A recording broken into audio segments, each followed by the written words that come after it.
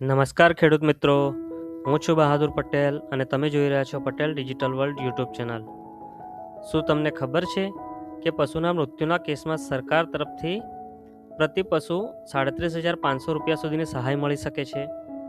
અને જો 3 મોટા દુધાળા પશુનું નુકસાન થયું હોય તો આ સહાય 1,12,500 સુધી પહોંચી શકે છે. પરંતુ અહીં એક વાત ખાસ ધ્યાનમાં રાખજો, દરેક પશુના મૃત્યુના કેસમાં આ સહાય મળતી નથી. તો કયા પશુ માટે કેટલી સહાય મળે છે અને તેનો લાભ કેવી રીતે લેવો, ચાલો સંપૂર્ણ માહિતી સરળ ભાષામાં સમજીએ. આ વિડીયોમાં આપણે જાણીશું કે કયા પશુના મૃત્યુ પર કેટલી સહાય મળી શકે છે અને વધુમાં વધુ કેટલા પશુ માટે આ સહાય મળવાપાત્ર છે. સાથે એ પણ સમજીશું કે કયા કિસ્સામાં આ સહાય મળી શકે છે અને સૌથી મહત્વનું, જો પશુનું મૃત્યુ થાય તો તરત શું કરવું, ક્યાં સંપર્ક કરવો અને કયા પુરાવા કે દસ્તાવેજો તૈયાર રાખવા, એ બધું જાણીશું. એટલે જો તમે એક પશુપાલક કે ખેડૂત છો તો આ વિડીયો અંત સુધી જરૂરથી જોતા રહેજો. તો સૌથી પહેલાં એ સમજીએ કે પશુ મૃત્યુ સહાય ખરેખર છે શું. તો પાત્ર પરિસ્થિતિમાં પશુનું મૃત્યુ થવાથી પશુપાલકને જે આર્થિક નુકસાન થાય છે તેમાં રાહત આપવા માટે સરકાર દ્વારા નાણાકીય સહાય આપવામાં આવે છે. પરંતુ અહીં એક વાત ખાસ ધ્યાનમાં રાખજો, માત્ર પશુનું મૃત્યુ થયું એટલે સહાય મળી જશે એવું નથી. મૃત્યુનું કારણ અને લાગુ પડતા સરકારી નિયમોના આધારે પાત્રતા નક્કી થાય છે. હવે સૌથી મોટો સવાલ, કયા પશુ માટે કેટલી સહાય મળે છે? તો કોઈ પશુ માટે 37,500 તો કોઈ માટે અલગ રકમ. ચાલો આગળની સ્લાઇડમાં એક પછી એક સમજીએ. તો હવે જાણીએ કે કયા પશુ માટે કેટલી સહાય મળી શકે છે. તો મોટા દુધાળા પશુ હોય એટલે કે ગાય કે ભેંસ હોય તો એના માટે પ્રતિ પશુ 37,500 રૂપિયા સુધીની સહાય મળી શકે છે. ઘેટા અને બકરા માટે પ્રતિ પશુ 4,000. મોટા ભારવાહન એટલે કે ડ્રાફ્ટ એનિમલ માટે પ્રતિ પશુ 32,000. જ્યારે કાફ અથવા હેફર જેવી લાગુ કેટેગરી માટે 20,000 સુધીની સહાય મળવાપાત્ર છે. અને પોલ્ટ્રી એટલે કે મરઘા જેવા પક્ષીઓ માટે પ્રતિ પક્ષી 100 રૂપિયાની સહાય મળવાપાત્ર છે. પરંતુ મિત્રો, અહીં એક વાત ખૂબ જ મહત્વની છે. આ રકમ જોઈને એવું ના માનતા કે ગમે તેટલા પશુ માટે આ સહાય મળી જશે. એક પરિવાર માટે પશુની સંખ્યા પ્રમાણે મર્યાદા હોય છે. તો શું સહાય 3 પશુ સુધી મળે છે, કાં તો 6 સુધી કે પછી 30 સુધી? ચાલો આગળની સ્લાઇડમાં સમજીએ. તો હવે સૌથી મહત્વની વાત સમજીએ કે એક પરિવારને વધુમાં વધુ કેટલા પશુ સુધી સહાય મળી શકે છે. તો મોટા દુધાળા પશુ એટલે કે ગાય અથવા ભેંસ માટે પ્રતિ પશુ 37,500 રૂપિયા સુધીની સહાય મહત્તમ 3 પશુ માટે મળી શકે છે. એટલે કે આવા કેસની અંદર 37,500 ગુણ્યા 3 પ્રમાણે કુલ 1,12,000 રૂપિયા સુધીની સહાય બની શકે છે. જ્યારે ઘેટા અને બકરા માટે પ્રતિ પશુ 4,000 અને મહત્તમ 30 પશુ સુધીની મર્યાદા મુજબ કુલ રકમ 1,20,000 સુધી પહોંચી શકે છે. બાકીની કેટેગરીમાં મહત્તમ પશુની સંખ્યા મર્યાદા જે છે એ સરકારી નિયમો પ્રમાણે નક્કી થાય છે. પરંતુ મિત્રો, માત્ર પશુનો પ્રકાર અને તેની સંખ્યા જાણવી પૂરતી નથી. સૌથી મહત્વનો સવાલ એ છે કે પશુનું મૃત્યુ કયા કારણથી થયું છે. કારણ કે દરેક પ્રકારના મૃત્યુના કેસમાં આ સહાય મળતી નથી. તો કયા કારણથી પશુનું મૃત્યુ થયું હોય ત્યારે આ સહાય મળી શકે, ચાલો આગળની સ્લાઇડમાં જાણીએ. તો ચાલો હવે ખૂબ જ મહત્વની વાત સમજીએ. પશુનું મૃત્યુ થયું એટલે દરેક કિસ્સામાં સહાય મળી જશે એવું નથી. મૃત્યુનું કારણ અને લાગુ સરકારી નિયમો મુજબ જ પાત્રતા નક્કી થાય છે. મુખ્ય રીતે કુદરતી આપત્તિ જેમ કે પૂર, ભારે વરસાદ, વાવાઝોડું અથવા વીજળી જેવી પરિસ્થિતિમાં થયેલ પશુનું મૃત્યુ સહાય માટે પાત્ર બની શકે છે. આ ઉપરાંત સરકારના નિયમો હેઠળ આવતા પાત્ર રોગ અથવા તો ગંભીર બીમારીના કારણે થયેલું મૃત્યુ પણ ધ્યાનમાં લેવામાં આવી શકે છે. અને ઝેરી દવા, ઝેરી ખોરાક અથવા અન્ય પાત્ર પોઈઝનિંગ કેસમાં પણ નિયમ મુજબ સહાય મળી શકે છે. પરંતુ મિત્રો, અહીં સૌથી મહત્વની બાબત એ છે કે દરેક કેસમાં તપાસ થાય છે અને મૃત્યુનું કારણ તથા જરૂરી પુરાવાને આધારે જ સહાય નક્કી થાય છે. હવે માનો કે તમારા પશુનું મૃત્યુ થઈ ગયું તો સૌથી પહેલાં શું કરવું, ક્યાં જાણ કરવી અને કઈ ભૂલ કરવાથી તમારો ક્લેમ મુશ્કેલીમાં પડી શકે છે, તો ચાલો એ બધી બાબતો આગળની સ્લાઇડમાં જાણીએ. તો ચાલો મિત્રો, હવે સૌથી મહત્વની પ્રેક્ટિકલ વાત સમજીએ. જો તમારા પશુનું મૃત્યુ થાય તો ગભરાઈને મૃતદેહને તરત ખસેડશો નહીં. સૌથી પહેલાં તો નજીકની સરકારી પશુ દવાખાના અથવા તો વેટરનિટી ઓફિસરનો તાત્કાલિક સંપર્ક કરો અને સ્થાનિક તંત્રને જાણ કરવા અંગે પણ તેમનું માર્ગદર્શન લો. ત્યારબાદ મૃતદેહ અને સ્થળને શક્ય હોય તેટલું સુરક્ષિત રાખો, જેથી જરૂરી તપાસ થઈ શકે.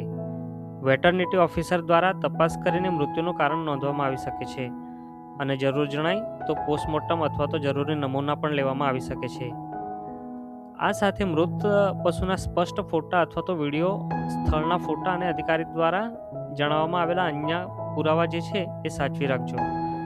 પછી અધિકારીના માર્ગદર્શન મુજબ જરૂરી દસ્તાવેજો તૈયાર કરી અને આગળની કાર્યવાહી કરવી. યાદ રાખજો મિત્રો, યોગ્ય અને સમયસર પગલાં જરૂરી પુરાવા સુરક્ષિત રાખવામાં મદદ કરી શકે છે. પણ હવે સવાલ એ છે કે આ સહાય માટે કયા કયા દસ્તાવેજો તૈયાર રાખવા? તો ચાલો આગળની સ્લાઇડમાં જાણીએ. તો હવે જાણીએ કે પશુ મૃત્યુ સહાય માટે સામાન્ય રીતે કયા કયા દસ્તાવેજો તૈયાર રાખવા જોઈએ. તો સૌથી પહેલાં તો પશુ માલિકનું આધાર કાર્ડ અને લાભાર્થીના નામની બેંક પાસબુકની નકલ તૈયાર રાખો. ત્યારબાદ પશુની માલિકી અથવા તો નોંધણીનો પુરાવો રાખો, જેમાં ખરીદી બિલ, નોંધણી પ્રમાણપત્ર અથવા ટેગની વિગતો જે લાગુ પડતી હોય તે કામ આવી શકે. પશુના મૃત્યુ અંગે વેટરનિટી ઓફિસર દ્વારા આપવામાં આવેલ રિપોર્ટ અથવા તો સર્ટિફિકેટ ખૂબ જ મહત્વનું બની શકે છે. સાથે મૃત્યુ થયેલા પશુના સ્પષ્ટ ફોટા અથવા વિડીયો અને પશુનો ટેગ નંબર હોય તો તેની વિગતો પણ સુરક્ષિત રાખો. હવે ધ્યાન રાખજો, દરેક કેસમાં બધા જ દસ્તાવેજો એક સરખા હોય એવું જરૂરી નથી. પરિસ્થિતિ મુજબ પોસ્ટમોર્ટમ રિપોર્ટ, ખરીદી અથવા તો વીમા સંબંધિત પુરાવા, સરનામાનો પુરાવો, અન્ય વિભાગીય દસ્તાવેજો અથવા વિભાગ દ્વારા આપવામાં આવેલ અરજી ફોર્મ પણ માંગવામાં આવી શકે છે. એટલે કોઈ પણ દસ્તાવેજ તૈયાર કરતા પહેલા વેટરનિટી ઓફિસર અથવા તો સંબંધિત અધિકારીનું માર્ગદર્શન જરૂર લો અને તમામ દસ્તાવેજોની સ્પષ્ટ અને વાંચી શકાય તેવી નકલ સાચવી રાખજો. યોગ્ય દસ્તાવેજો તૈયાર રાખવાથી ક્લેમ પ્રક્રિયામાં થતા વિલંબને ટાળવામાં મદદ મળી શકે છે. હવે આગળ જાણીએ કે આ ક્લેમ ક્યાં કરવો અને કેવી રીતે કરવો. તો હવે સૌથી મહત્વની વાત જાણીએ કે પશુનું મૃત્યુ થાય પછી સહાય માટે ક્લેમ ક્યાં અને કેવી રીતે કરવો. તો પશુનું મૃત્યુ થાય તો શક્ય તેટલી વહેલી તકે નજીકના વેટરનિટી ઓફિસરનો સંપર્ક કરવો. વેટરનિટી ઓફિસર દ્વારા સ્થળ પર જરૂરી તપાસ કરવામાં આવશે અને ઘટનાની વિગતો નોંધવામાં આવશે. ત્યારબાદ પશુના મૃત્યુ અંગેનો વેટરનિટી રિપોર્ટ અથવા તો સર્ટિફિકેટ મેળવી, હવે આપણે આગળની સ્લાઇડમાં જોયા તે મુજબ આધાર કાર્ડ, બેંક પાસબુક, પશુની માલિકીનો પુરાવો, ફોટો, વિડીયો અને લાગુ પડતા જરૂરી દસ્તાવેજો તૈયાર રાખો. ત્યારબાદ લાગુ યોજના અથવા તો GR મુજબ જણાવવામાં આવેલ સંબંધિત કચેરીમાં અરજી કરો. અરજી સ્વીકારવામાં આવે તો શક્ય હોય તો તેની રસીદ અથવા તો ડાયરી નંબર જરૂર મેળવીને તેને સાચવી રાખજો. ત્યારબાદ સમયાંતરે અરજીનું ફોલોઅપ પણ કરતા રહેજો. અહીં ખાસ વાત ધ્યાન રાખજો કે પશુનું મૃત્યુ થાય એટલે સહાય આપમેળે મળતી નથી. સહાય માટેની પાત્રતા, સહાયની રકમ અને ક્લેમની મંજૂરી લાગુ સરકારી નિયમ મુજબ નક્કી થાય છે અને અરજી કરવાની જે સમય મર્યાદા પણ લાગુ પડી શકે છે.